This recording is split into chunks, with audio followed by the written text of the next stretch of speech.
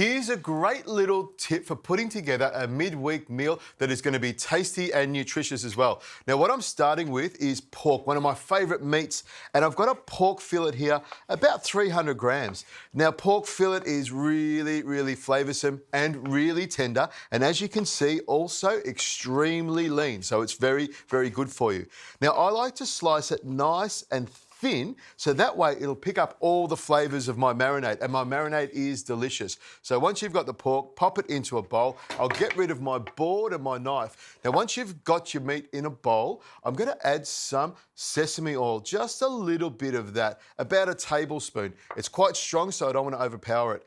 And some soy sauce, about 2 tablespoons of that. Soy sauce has got plenty of salt in it, so it helps to season as well. And I've got some chili paste, one of my favourite chili pastes, crispy chili.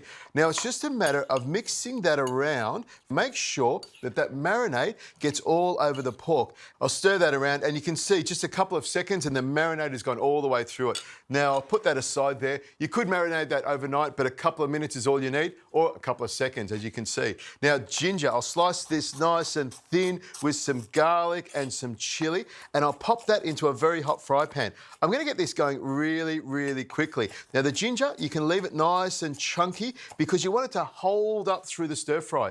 Chili, I love long red chili, and I'll keep that quite chunky as well. Cut it all the way through there, and I'll leave the seeds on. Shiitake mushrooms, my favourite, but you can use just about any type of mushroom you like.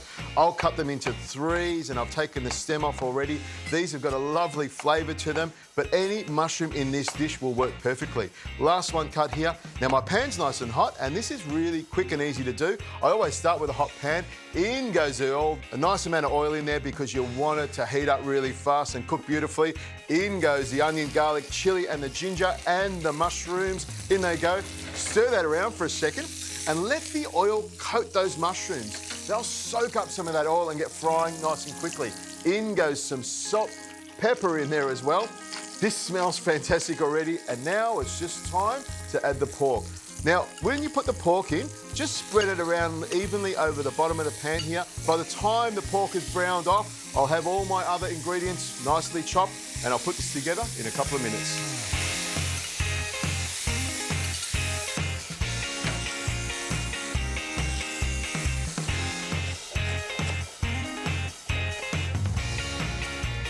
Now, you can see the pork is browned off really well, and it just takes a minute or so to cook on both sides and it's ready to go.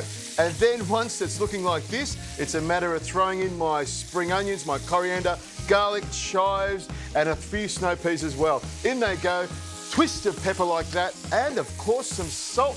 Toss this around a few times, and this will be together in 30 seconds. You don't need to cook the veggies for very long at all, and the pork, I know, is cooked beautifully. And then once you've got it together, it's a matter of popping it onto your plate. It looks great. Lots of green in there, lots of mushrooms, lots of herbs, all the flavours you want, and of course, Australian pork. One of the most important things, we eat Australian pork because it is delicious. Looks fantastic with a little finishing off of some sesame seeds and some deep fried shallots. You'd have to say that's a meal fit for a king or fit for a chef like me.